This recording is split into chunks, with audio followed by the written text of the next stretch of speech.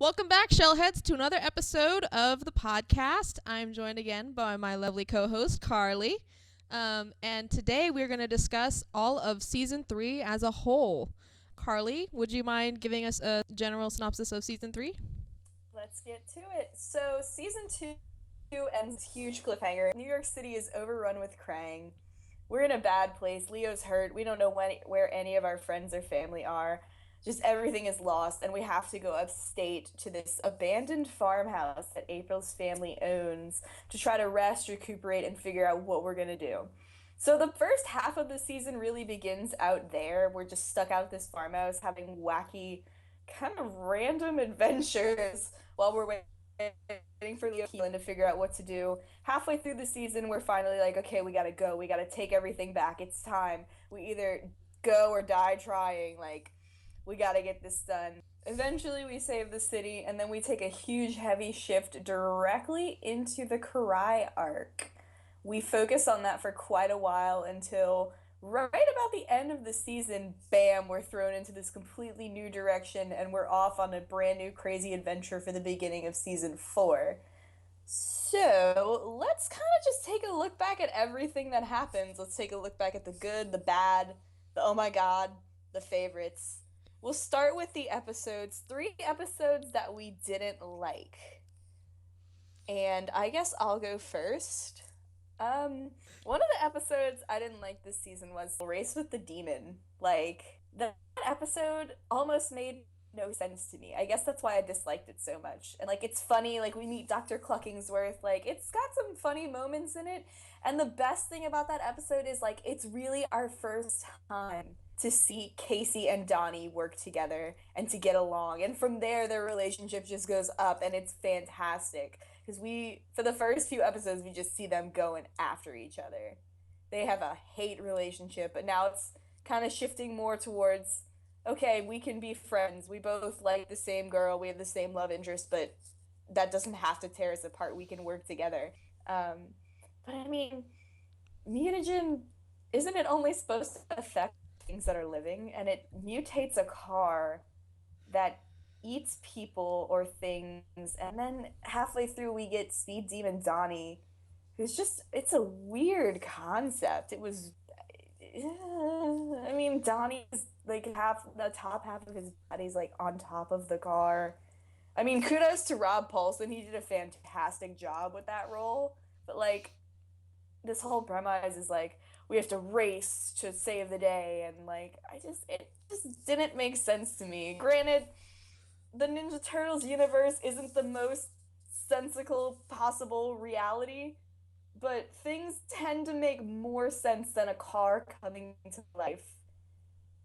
Weird episode, not my favorite from Season 3 for sure. Yeah, it was very strange. I remember not really understanding why Donnie and the car fused together, and then the Speed Demon Donnie just looked very odd. Weird. He had was it like pipes coming out of his back? Like, I don't even know. It was so strange looking, and I was just like, Donnie, why did this have to happen to you? But I did like the few moments that we had of Donnie and Casey just like building a bromance, because that had never been a thing before. That was really, really cool. I really liked that. And then Dr. Cluckingsworth was really awesome. I do think it's strange that her brain is not protected, but you know, whatever works for her. I'm sure she'll be fine. But yeah, I agree. It was a strange episode. One episode that I disliked was A Foot Too Big. Now,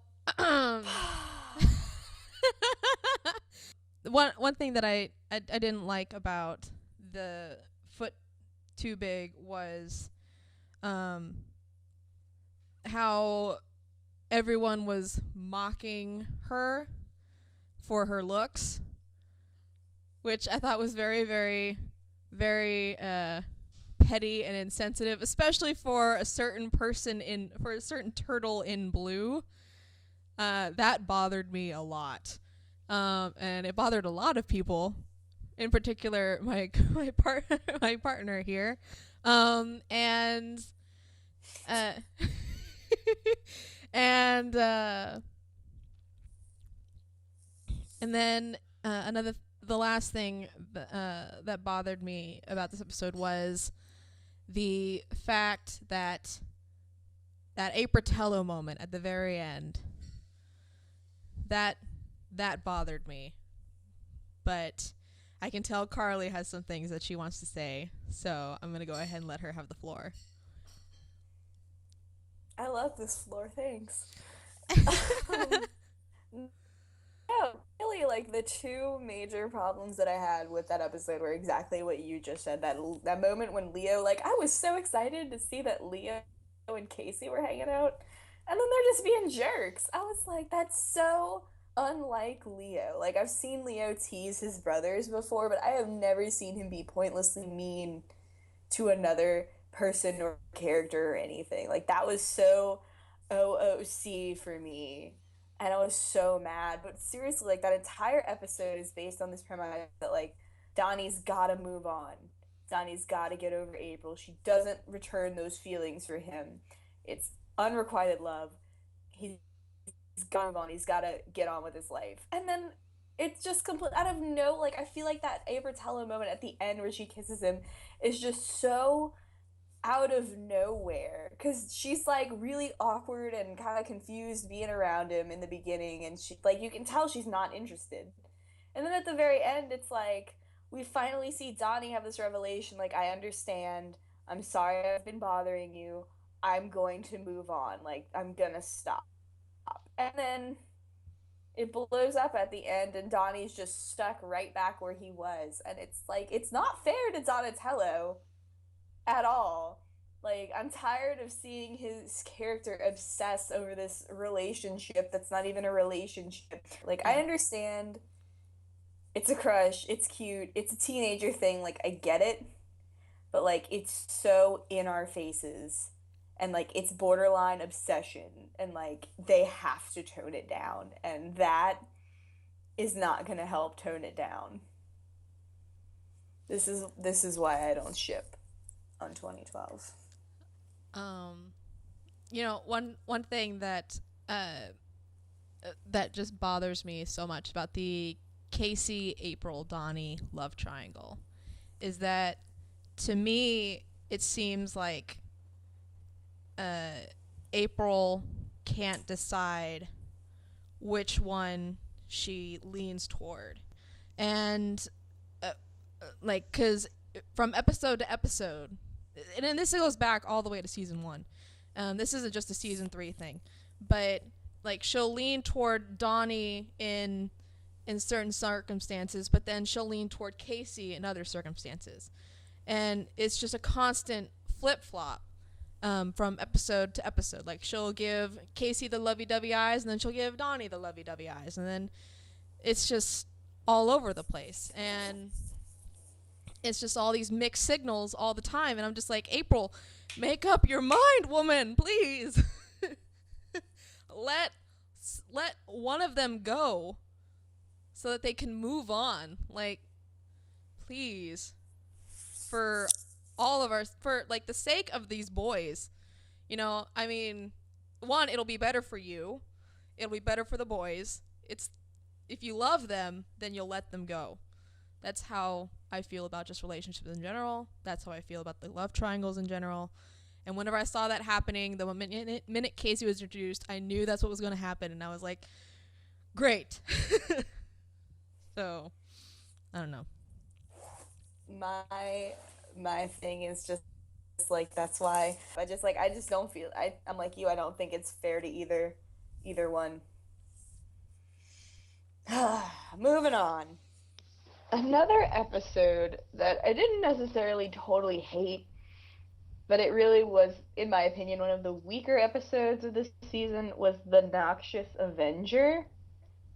Um, Muckman and Joe Eyeball. There aren't words. um, I don't know. I don't really hate them, but I don't like them. I think that they're gross and random, and for some reason he can either air bend or control or trash bend. I don't really understand his powers. I think Joe Eyeball is cute, but I think he's disgusting at the same time. And like this whole episode is just like you want me to believe that the citizens of New York City, they can't even, like, whenever the few times that we've seen random humans see the turtles, they they freak out and run. You see a giant turtle, you freak out and run. You see a giant blob of trash, an eyeball that talks to him, and you're gonna be like, "Oh my God, what a hero! Like, we love him." That's just weird. And like I didn't understand like everybody's fascination with Muckman. I think it's just because Muckman's one of my least favorite characters in the franchise ever. I don't know. It was just a weird episode to me. I remember when I was like I watched it and I was like, "Oh, I got to review this." Great.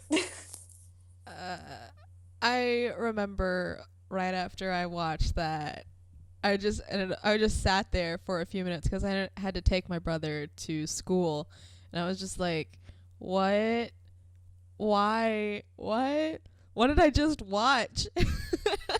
um, and like, I was like, "What?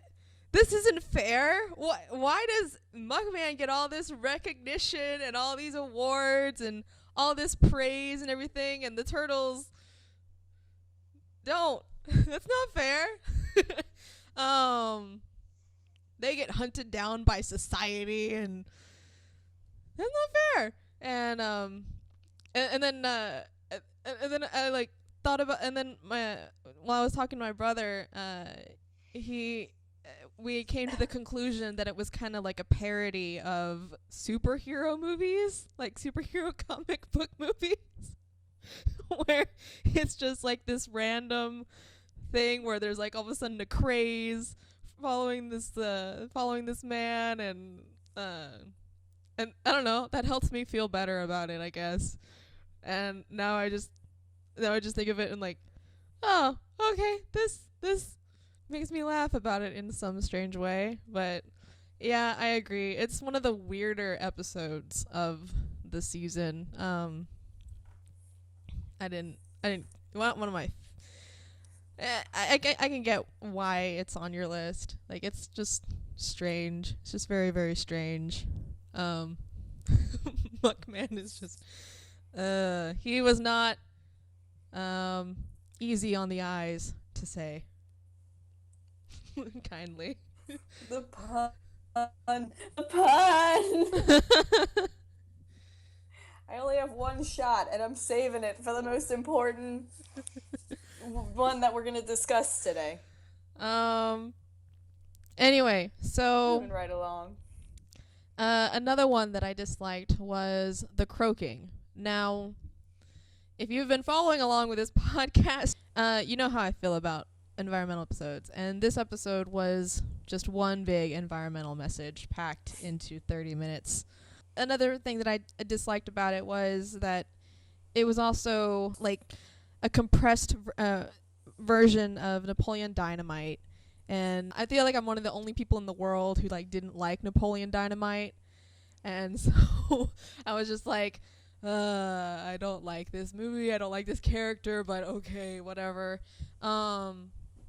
And then another thing was that it was another Mikey screws up episode.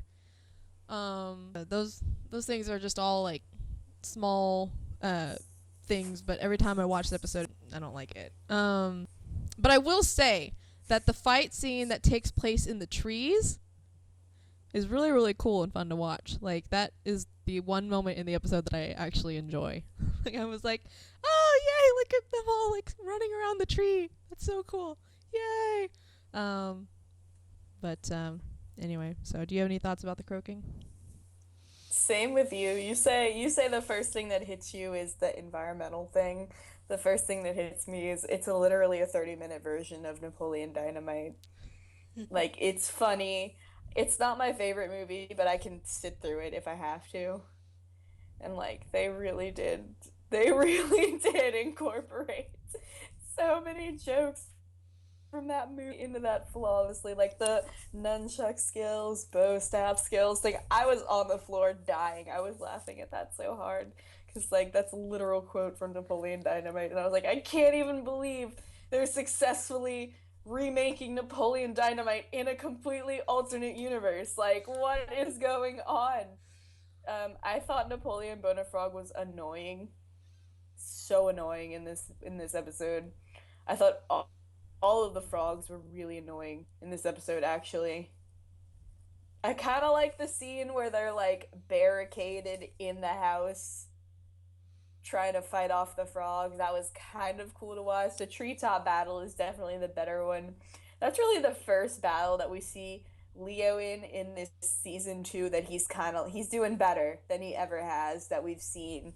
And he has that one awkward moment where he lands on that leg and he kind of seems a little unstable, but he gets it back together.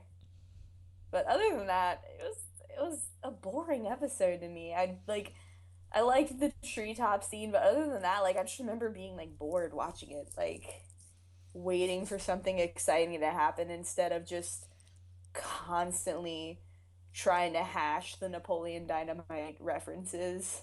And I think isn't that the one with the beginning of the episode where Mikey and Ice Cream Kitty are running all over and they mess up the living room, like they make the living room dirty, and Raph's response is some ninja. Like, Yeah. well, how does that make him a bad ninja? I don't understand. Are you just like super tidy? Like, I'm just like, yeah, sure, Raph, whatever you say. I'm sure your room was completely spotless too back at the lair, you know? yep.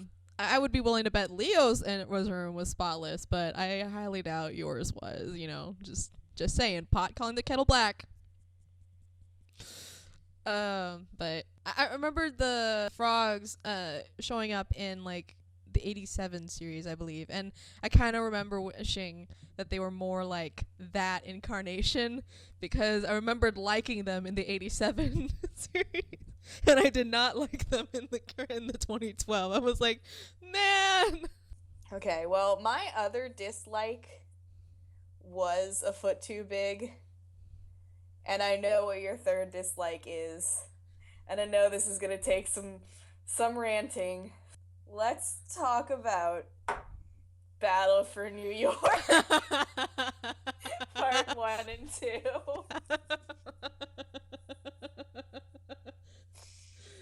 This episode is actually the mid-season special when they actually do totally save New York City from the Krang. And 2012 is an awesome track record with 1 hour specials, two-parters. But this episode was just, I don't want to say horrible, because it had its good moments. But if it didn't have, it was horrible. Oh my god, let's just talk about it. Let's go. It was so bad. Okay. The number one thing that bothered me about this episode was that Leo and Slash became friends or allies. Like, they forgot everything that happened between them. The reason they should have been enemies. It was like forgive and forget entirely everything. It's like Leo is not that kind of person. I mean, Leo, I'm sure, is the type of character who would be like, yes, forgiveness is divine, but never forget the turtle who beat the stuffing out of your family. I'm just saying.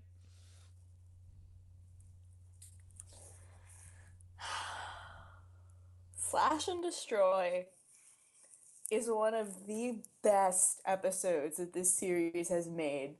And it is top 3 of regular season episodes in season 2.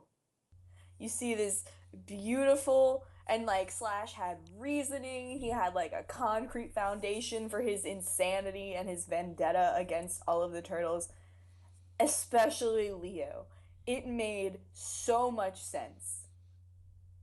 And you take Slash away from me for almost a season. We see him like one more time, and suddenly he's a good guy who wants to save the world and team up with the turtles and not massacre them, and everything's okay, and we're all friends.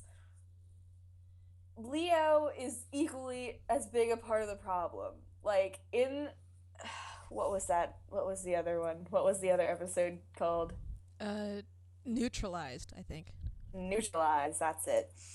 Neutralized, we don't really see Leo and Slash ever directly interact. So they don't really show us, oh, by the way, Slash is okay with Leo now. But like in this episode, like they show us this beautiful buildup of Leo has not forgiven Slash for trying to murder all of them. Leo, the one who has thrown himself off a building and stayed behind on a technodrome and done so many things to sacrifice himself for his family. Like, family is everything to this guy. He is not gonna let go that Slash tried to murder them. And yet, for whatever reason, in this episode, he does. Like, I understand the fate of the world is at stake. They have a mutagen rocket that they're gonna use to destroy everything, but like, work together for now and then bring the rivalry back. Like, don't let Leo just be like, okay, he's a good guy because he helped us. That is bad. Ugh. It's like, just don't make him forget. Like, that just seems so out of character to me. Because he helped him, like, he's okay. That's like Shredder coming back and be like, I realize that I've been kind of wrong. I'm sorry. Leo's just like, oh, dude, it's fine. You're good. It just drives me nuts that they build up so much in this episode that Leo doesn't like him, and then it just goes away almost instantly.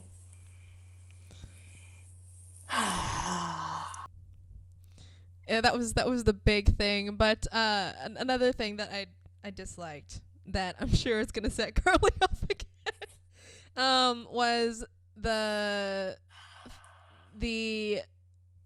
saving the people of New York. Like,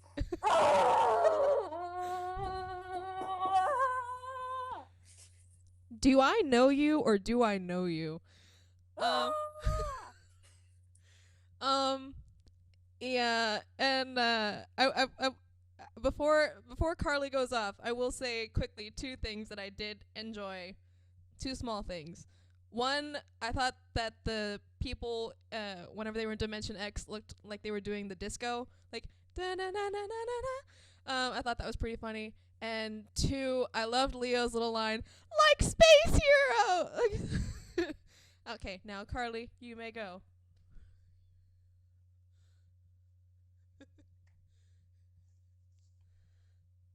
Throughout season 3 up until that point, it is shoved down our throats that millions of people have been lost and that millions of people are in danger, and millions of people, I only counted like 19 that they retro mutated and brought back. What? Like, I don't understand. Like, if okay, like the way that they did it was brilliant. Like, they fused all of the mutagen in the technodrome to make retro mutagen. Like, that was awesome, and that is something that can save a lot of people. But they saved like 3 little islands worth. There were like barely any people on that, and then they get out of there. Like, they were like, I was like, okay, they're gonna take some time and fly around and blah blah blah, and like, They do the 3 islands, and they're like, okay, time to get out of here, and then they teleport. Just like Space Heroes. Like, yeah, that was great.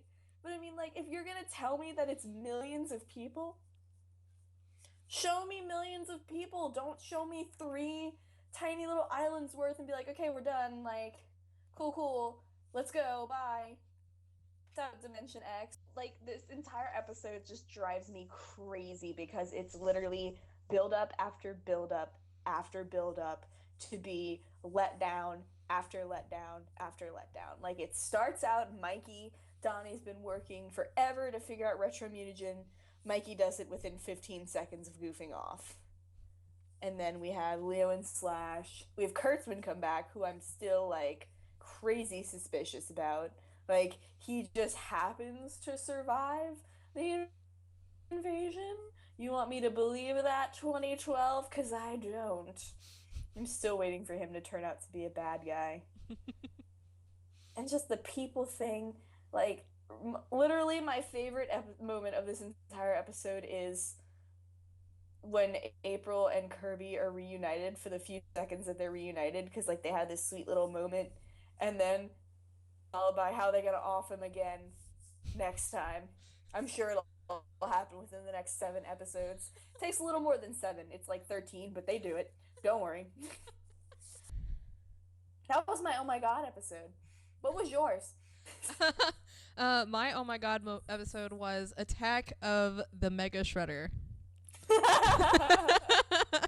For a couple reasons, actually. One was it was the episode that was coming out like right around my birthday, and when I heard the description that Leo was going to sneak into the Foot headquarters, and I was like getting really, really excited because I was every single time that Leo and Shredder had encountered each other in the past, like it had been super impressive fight, super impressive fight, super impressive fight, super impressive fight, building up, building up, building up, building up.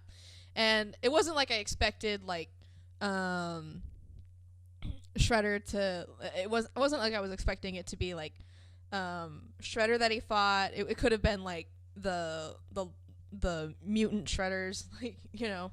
But I was I was expecting like him to fight a Shredder of some sort. I was not expecting him to fight that. What I was not expecting the episode that I got. And I remembered being kind of like disappointed in a way because we got like nightmare fuel and something weird. um but the Leo Mikey moments were very sweet. I did like that. Like I thought those were very, very sweet and adorable. And then Mikey, I don't know. That whole episode was just so weird to me. Um, I I couldn't think of anything else other than just, oh my gosh, what what in the world? I think we can all agree that the oh my god moment of that episode is when, and I know it's supposed to look cool, and I'm sure to some kids it did, but when Leo totally pulls Link's up B from Super Smash Bros. And he just spins with his katanas out, just slicing at the Mega Shredder, I was just like, up B, Leo, you can't come back from that. I hope you're gonna grab onto the stage, bro. Link needs to learn how to do that better from Leo. Because Leo got Oh, yeah. way more distance than Link ever got. So now, for me, season 3 was probably the weakest season that we've seen so far from the series. They had a lot of bad, but the things that they did good were really good. Like, super awesome good. And I think we need to acknowledge that. So let's talk about some of the episodes that we did like. For me, one of the best episodes of this season that completely got overlooked because the day it premiered on TV, they released Battle for New York a week early online. The pig and the rhino was one of the best episodes that this season had. Solid, strong writing, a good plot, and a great introduction. This season, they really vamp it up that we get to meet 2012 version of Bebop and Rocksteady. Two awesome classic TMNT villains. They're great in this series. I love them to death. And this entire episode is just a giant introduction for them, as well as another rescue attempt for Karai. Yeah. The I think one of the most emotional moments of that episode is whenever Karai is saying goodbye to everybody. And whenever she's just like wanted to say goodbye to all of you for the last time, and then she jumps into the river, and then Leo's just like, no, and it's like, oh no, my heart, oh, it's so sad, and it's like, oh, Karai, this poor girl, losing her mind at like 16, 17, however old she is now, because losing her humanity. She's half of a snake.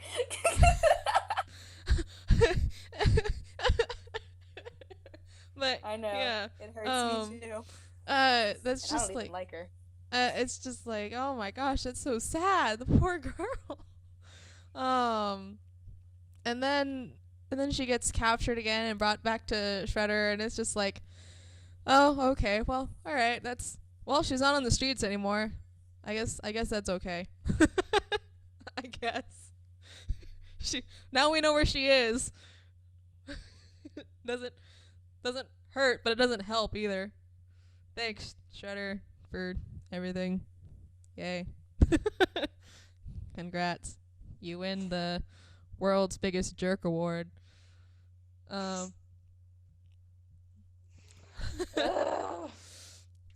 But What's a good episode for you? one really good episode for me was Within the Woods. I thought that it set us off really well for what we could expect from.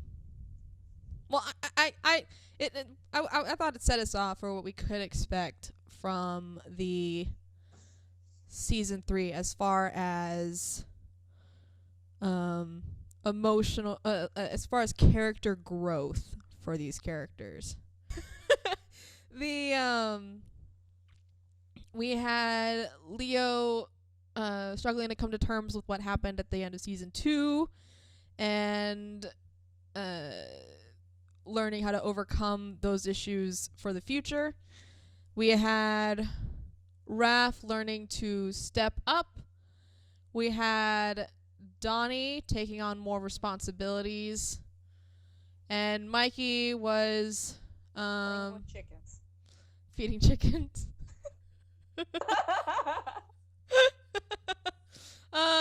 Mikey was dealing with things in his own way. Feeding chickens. I'm trying to put a positive spin on it for the Mikey fans. We love Mikey. We do. And then April was writing in a diary, taking care of her own things, and Casey was fixing a truck.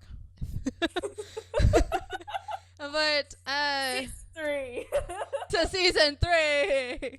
But I thought it set us off on a good starting level to where we could see them possibly grow as far as the season was going to go. And it introduced possibly one of my least favorite mutants, but I don't like the creep. And yet he was the one that they brought back.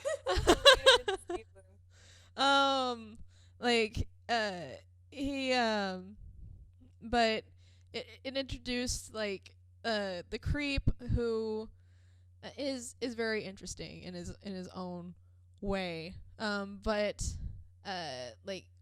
we saw just a whole lot of different things happen in that episode, and I really liked it. I wish it hadn't been like 3 months later, but you know. Yeah, that was a little ridiculous. Like maybe 6 weeks.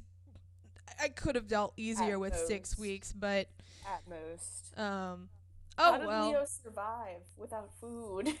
In a coma? In a bathtub? Well, you know, reptiles. He was hibernating. Hashtag leader in blue. That was a good introduction to the season, for sure.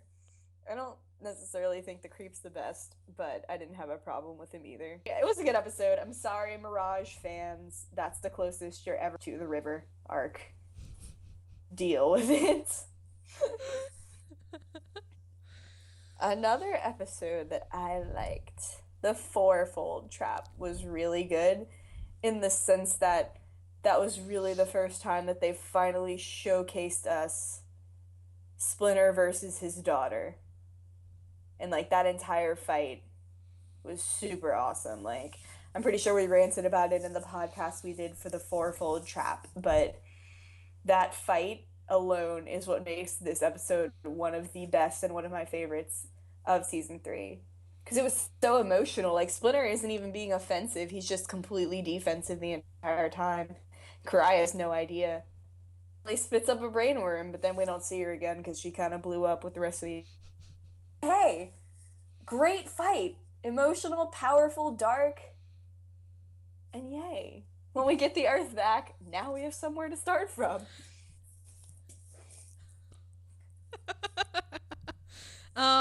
Yeah, I agree. Fourfold Trap was one of the best episodes. The traps were very, very creative, with save for Mikey, but we already discussed that.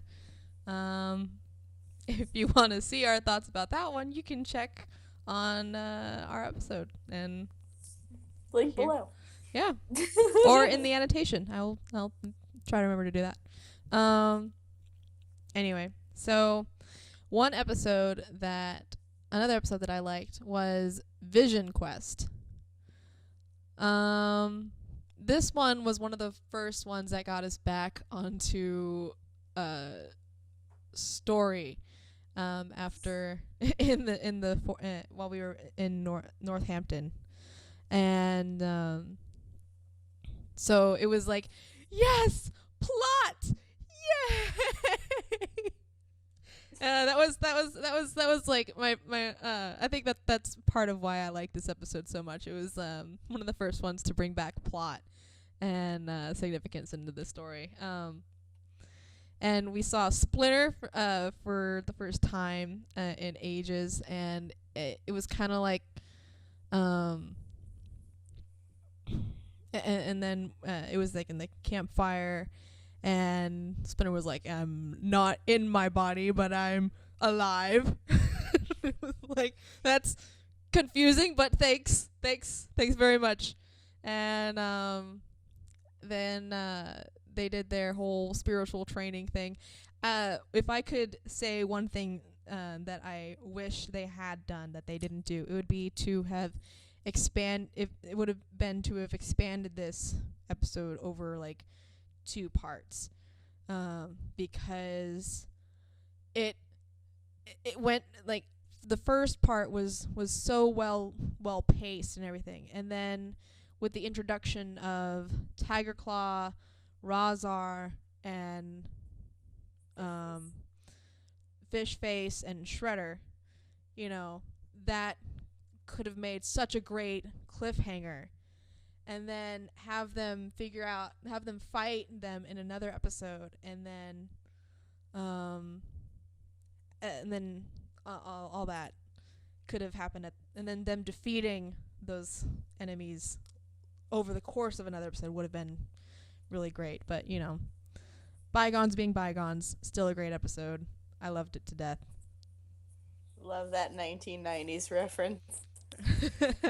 Even though, like, when it happened, I was so confused, and he was like, my body and my spirit and my mind or whatever are not one, and I was like, what does that mean? And then we find out, and then we cry. No, but I agree. I kind of wish that they had split up Vision Quest, But that training nature-y montage was pretty funny.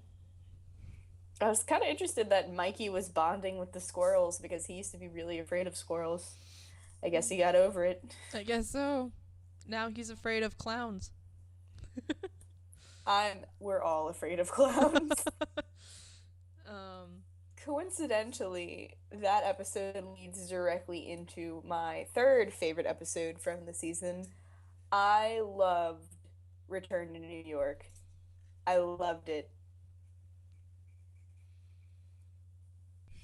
But that episode was everything that it needed to be. They snuck into the city. They had to keep a low profile and be stealthy because the Krang are all over the place.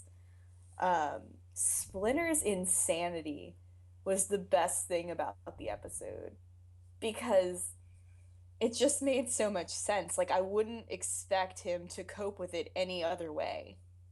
The whole idea that he's lost all of his children again and like everything's been taken from him again. Like, if that couldn't push anyone to insanity, experiencing it twice, like, Siri not available. Siri's not available, apparently. I don't know how that happened. I'm not even on my phone. Siri is not Siri. available to Oh my handle the feelings of this. But yeah, Splinter's Splinter's insanity. It's so funny. Siri's insanity. No, but just that episode was everything that it needed to be, and I really loved when they broke into Shredder's lair to get Splinter out, and like Splinter kind of called, Shredder kind of called Splinter out, and Splinter like takes that step forward, but Leo's like, not today, dude. We got to go. We hope we gotta go find a pizza place to live in. But yeah, that's a great episode in every single possible way. They nailed it, and I remember like we saw Vision Quest one week, and then we saw Return to New York one week, and I was like, the season's gonna be okay. But yeah, I agree. I liked the moment where Leo like calmed Splinter down there, because Splinter was definitely like, you dare insult me? How dare you? And Leo was like, yo, we're not gonna do this today. We've had a rough day. I feel like the only reason that worked too was because Splinter thought Leo was dead, and it's kind of like, I'm not dead, I'm here. We'll get everything done another day. Gosh. The you know how the first one that you said was one of your likes was the pig and the rhino. Yes. My next like comes right before it as serpent hunt. Yes. One mainly because it is all about it has them all hunting for Karai, and I think that is well, not that I think that Karai is like the number one prerogative of that everyone should be focusing on at all times, but I just love whenever Karai shows up in an episode, because it brings out all these different characters. It brings out all these different emotions from these characters. And like we had Mikey being like, yo, I'm your brother, and then we had Leo being like, yo, I'm your friend, recognize me. And then Donnie and Raph are like, where are we gonna put her? Like when we take her, Mikey and Leo. and then yeah, where are we gonna keep her? and Donnie was like, good point. I don't even have the retro mutagen ready. Like, what am I gonna do? But and then we had uh Sure. Anton and dude who Jack turns Steranko. into Steranko. I can never remember his name.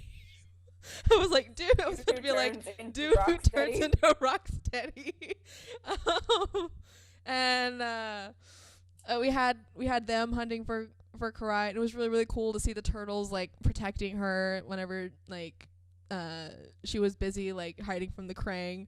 And then we had Fish Face and Razar also hunting for her, and then they were like, I smell turtle, and so it was really, really cool to see all these characters come together and like fight for her.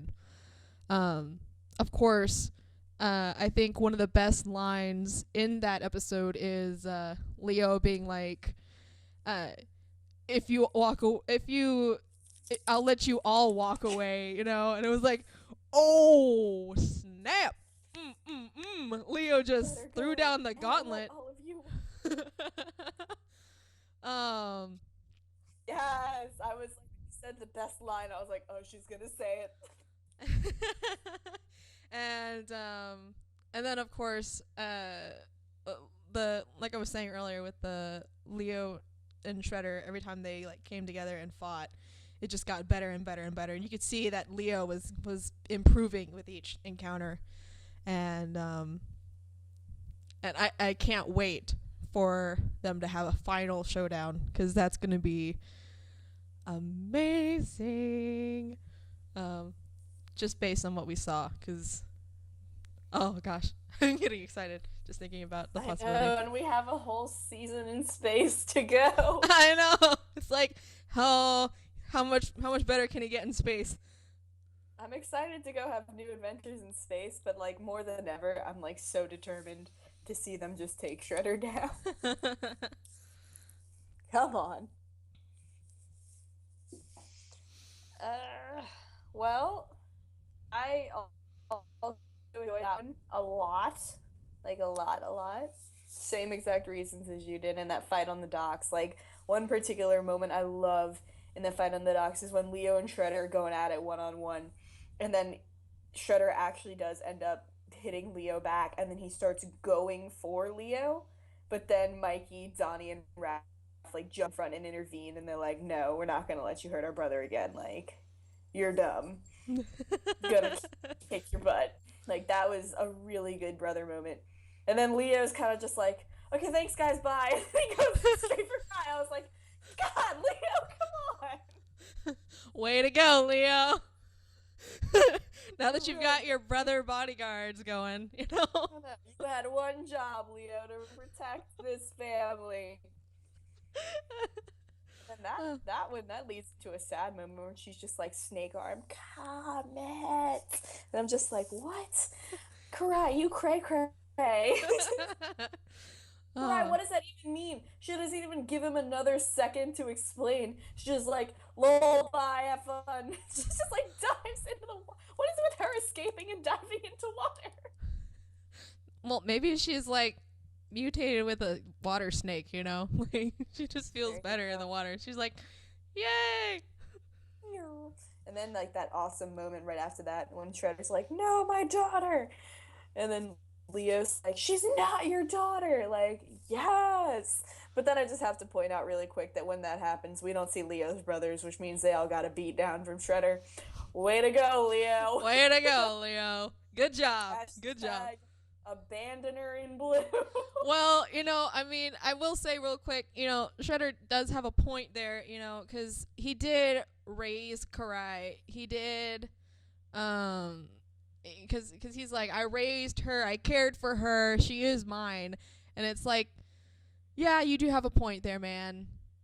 But you're psycho and you stole her, so no. But you're still a jerk, but Yeah, it brings up that argument that we see so much of the time throughout the fandom. It's Shredder doesn't really love Karai. He does, guys. Like, he did raise her. He bonded with her for 16 years. Like, in his mind that is his child and he does love her. That's why he goes through so much to try to get her back all the time, even if it means injecting her head with a worm every few hours. That's real love. that's real love, guys. To write a book He parenting. he's just kind of mentally damaged, really mentally damaged. And facially damaged. And facially damaged. Heyo, self 5. Hashtag not over season 3's finale. Hashtag Saki got burned.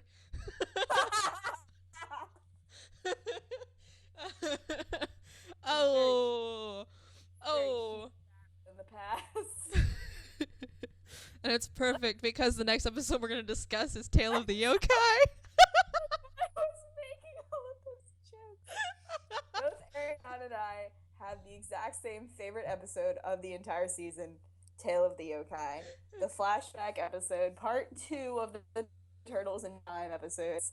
They are actually sent back to the exact moment that started everything, when everything kind of just hit the fan on the Yoshi-Saki feud, and everything blew up and led to what it has led to 15 years later.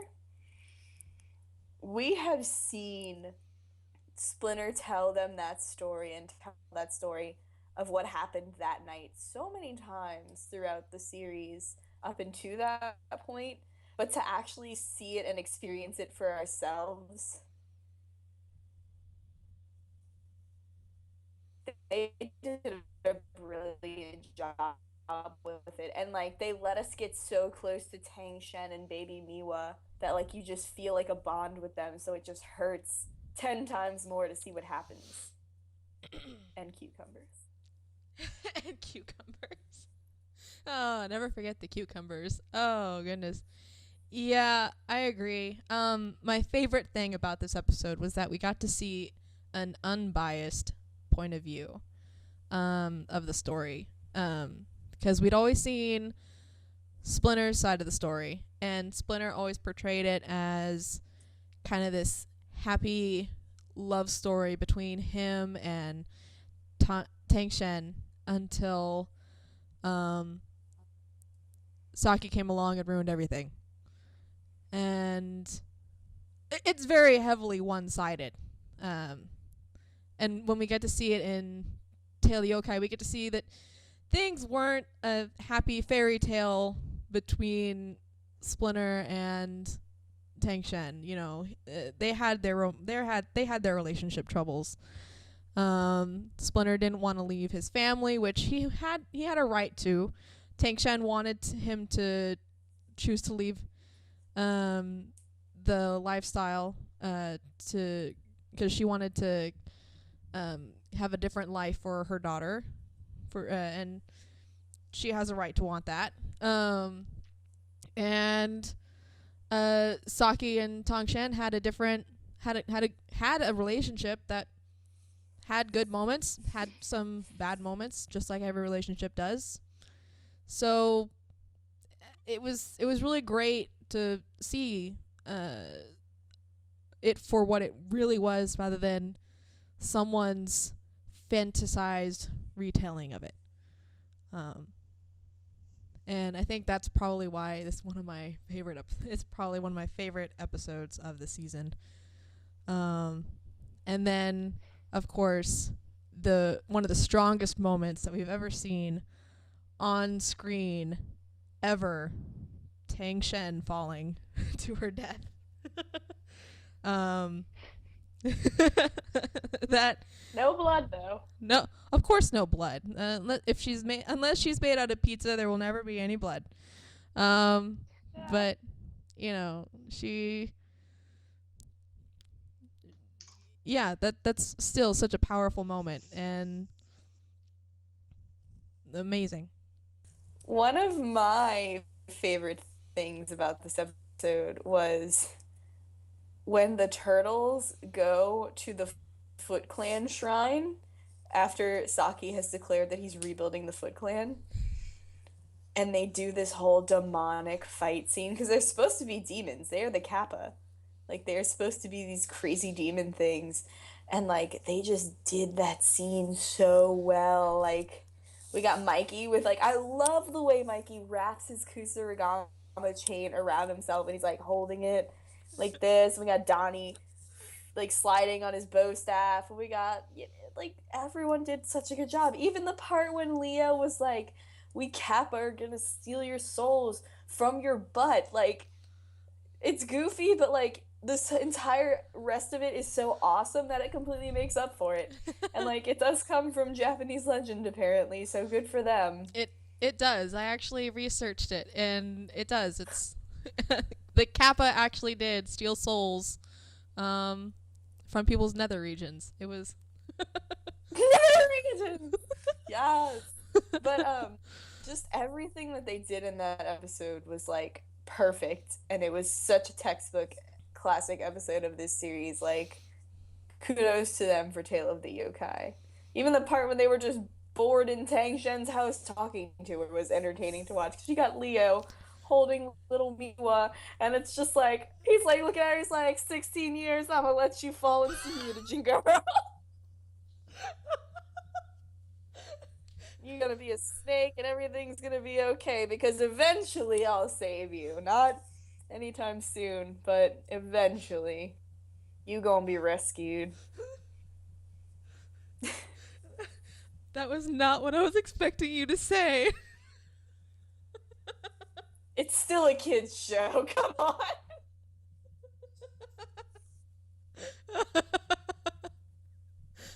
Oh no, you know I'm not shipping. Nope. Can't do Oh my god. it. Oh my god. Yeah, perfect, great episode. Really good one. Oh. Yeah. Leo holding baby Miwa is so adorable. I was just like, oh, this is so cute. Oh, my goodness, this is so adorable. My only thing with that episode was when Renette was like, you had to go back then to make sure that Splinter survived. And I was like, but he doesn't exist, that they don't exist without Splinter surviving. So they had to go back and make sure that Splinter survived so they could, like, it's, no, I can't handle that one. Yeah. That whole time loop thing, I don't get it either. I think that was just kind of thrown in there to have this whole destiny thing shoved in our face, but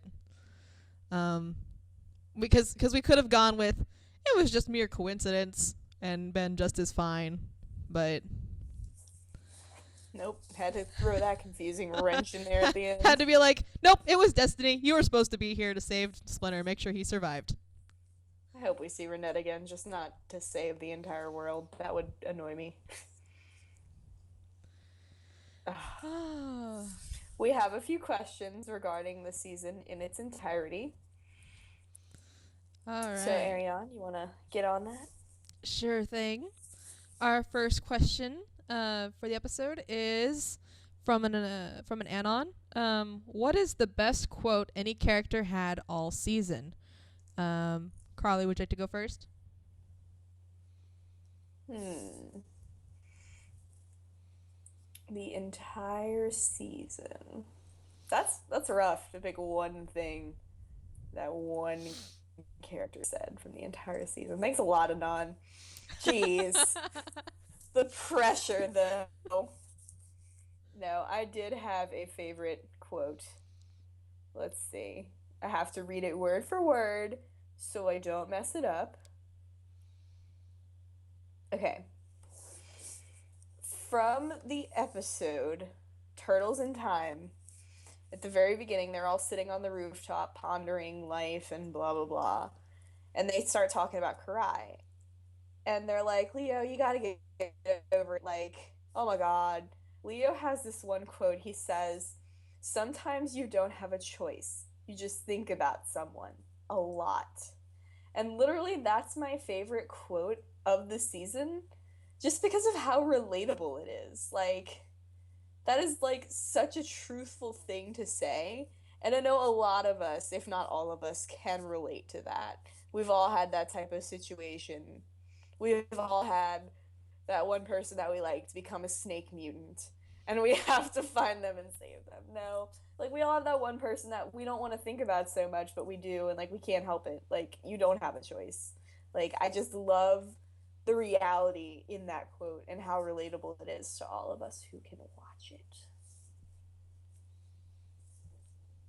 Do you have a favorite quote? I do. After a lot of searching and searching and searching. Thank you, Anonymous. I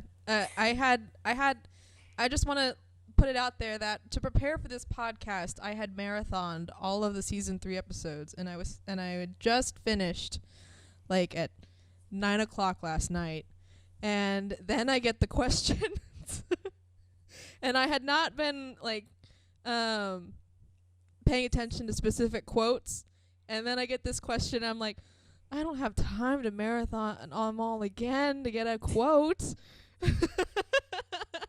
So I spent a good long time, I'm not going to tell you how long, looking for a quote.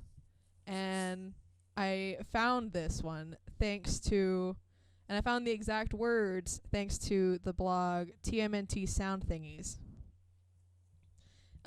It's from Vision Quest. Donnie is ranting and raving about how April and Casey are going to be getting more in tune with each other, while all the turtles are going to be getting more in tune with nature. And he's like, "This isn't fair. Oh, life is so unfair." And Leo's just like, "You have to learn to let it go. We all need to learn. We all need to leave our worries and fears behind." And I think this is a good motivational quote for a lot of people. Just to keep in mind that fear holds you back, and once you learn to put your fears behind you, you'll be good to go. Car salesman voice. We had to record that 3 times, so anyway, moving on. Another Anonymous asked, what did you think of Seth Green's performance as Leonardo in season 3?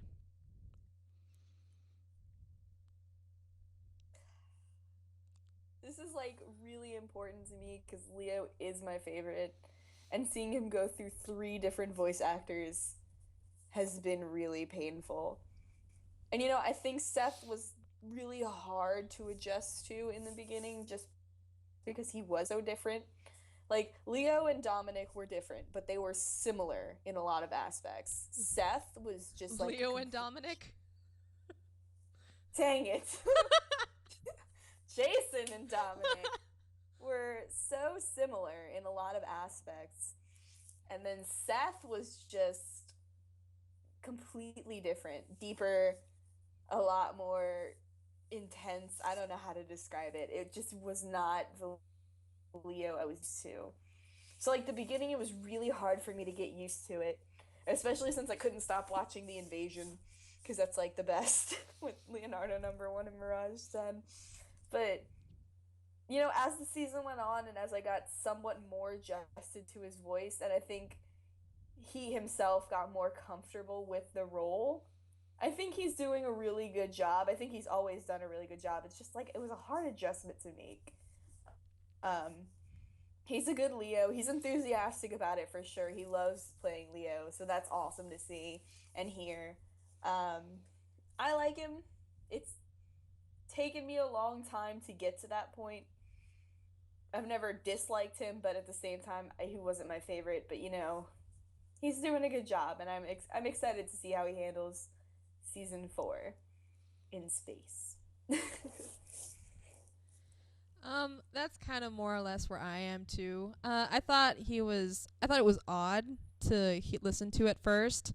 Like, I feel like a lot of the lines that he was given were just lines to, like, throwaway lines to just have kids hear his voice more and get more used to it. I thought it was really strange that we couldn't keep Dominic Contrabone.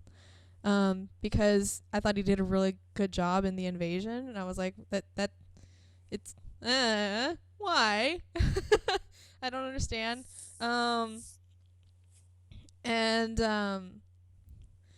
But like now that his performance is like so in my head, after a whole season of getting used to it, it was going whenever I went back to watch the invasion, it kind of like threw me for a loop to hear Dominic again. I was like, whoa. Oh yeah. Different voice actor. And it'll probably throw me even for an even different loop if I were to go back and watch like Showdown, 'cause Jason Biggs is even more different from Seth Green. And anyway, so I'm just gonna be frank with if anyone from Nickelodeon happens to watch this, please do not get a fourth voice actor for Leonardo. Please. I will be very upset as a Leonardo fan. I will stop watching the show for 3 days. 3 whole days. Yeah, I agree with you. I mean, I watched the season 3 finale, and my roommate happened to watch it with me, and then she was interested in the show. She wanted to know how they got to that point, and etc. etc. So I've been showing her the series, and we watched season 1, and I just sit there and cry because I'm like, Jason, come back. I'm not saying that Seth is doing a bad job, and Dominic was great too. It just, to me, this Leo worked best with Jason. I miss Jason, but I'm used to Seth now. I think Seth is awesome. Keep it up.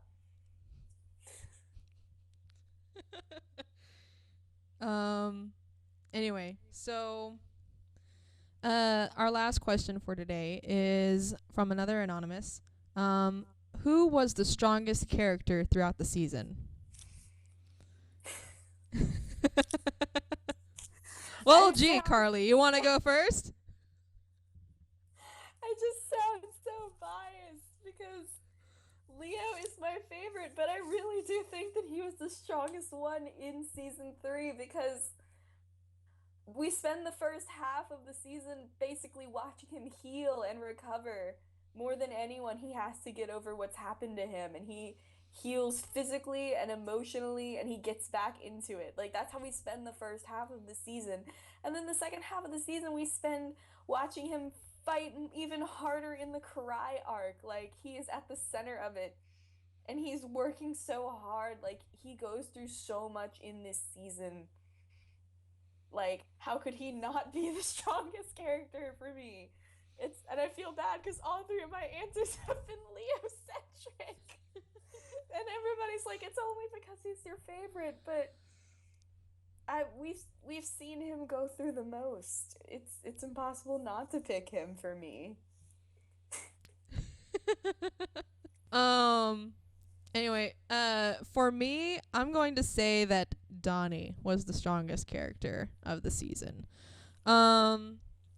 For starters, when he had a lot of guilt at the end of season 2, because he felt like the invasion was his fault.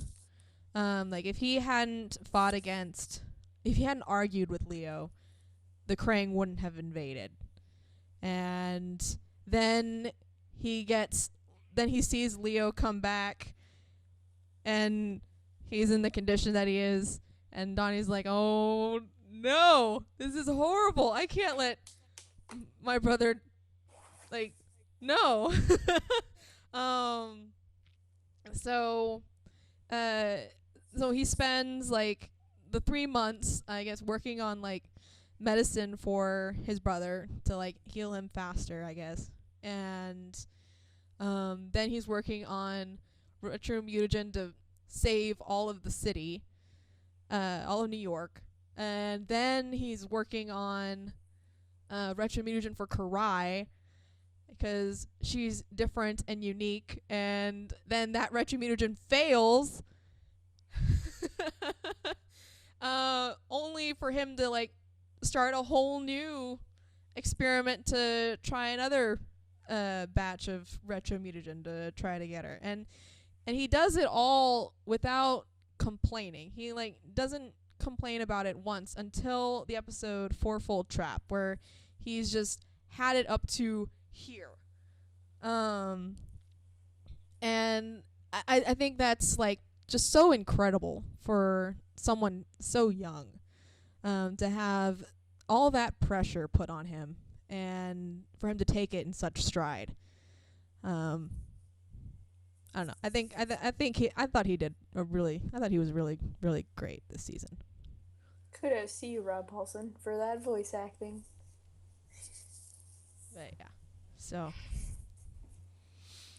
anyway. That's good. Yeah, Donnie would be Donnie would be second place for me for all of those reasons. I'm just glad you didn't say Leo, so all three of both of our answers would have been Leo-centric. Oh, man.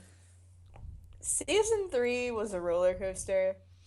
I think the very beginning, that first episode was so strong, and then they kind of just went up and down and up and down and up and down. Like, we saw, like, episodes like A Foot Too Big, and then we get episodes like Buried Secrets, which would be, like, a huge plot revelation. The story would move forward, then we'd go to the croaking, and then we'd spend an episode racing cars, and then we'd get into Vision Quest and Leo healing, and then we'd go back to New York and we'd save the city, and we had a lot of really good Cry arc episodes. And then we randomly 180 and go to dinosaurs from space, and then we blow up the Earth, because foreshadowing doesn't exist anymore in this show, apparently. Krognard was hilarious. I really liked Krognard. Probably my favorite show within the show that this series has done. High points hit, low points hit. Overall, the season, I'd give it a 7 out of 10. 7 out of 10. Yeah.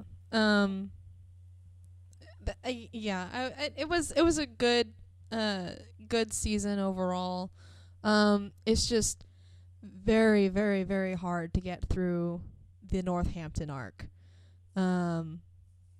Without like being like, oh, I'm skipping this episode. You end up skipping like half of the arc itself because it's just very hard to sit through a lot of the episodes. Like I ended up doing a count at some point, and I was like, 7 of these episodes are all filler. What is the meaning of this? And anyway, that's just a thing. But I agree. That was a good analysis of it all. Yeah. So, as we said last time, we're flying off into space. One of the biggest changes that we're going to face in season 4 is we don't have 26 episodes now. We only have 20. So, who knows what's going to happen? I guess we'll see our hour-long mid-season special around episode 10. That'll be weird. Oh, gosh. Hopefully it'll be better than season 3's mid-season special. We'll find out. Well, season 3, thank you for the laughs. Thank you for trying some episodes. I really did enjoy the season. It's just, there were just some things I couldn't handle, but I'm optimistic for season 4. I think season 4, the team's going to get really creative and take us to some amazing places and show us some amazing new mutants. And of course, one of the bigger things that was revealed is Mona Lisa's coming. If Raph really does have a crush on her and I have to worry about more shipping, God help me. And my inbox. I know this podcast is new and we started pretty much towards the end of season 3, but thank you guys so much for everyone who tuned in for the episodes of season 3. We really appreciate it. We appreciate any feedback, any questions you send us. Thanks for supporting it. I think that's it. I think we're done. Yeah, I think that sounds about it. Like I said last time, if you have episodes that you want us to do, like let us know. Otherwise, we're just gonna start with whatever episodes we feel like. Probably. Random. you know. Anyway. Yeah. Let us know. And thanks for tuning in. I run all things TMNT. And I'm Ariane, and I run Ariane 2014. And we will see you in the next episode. Season 4. Bye.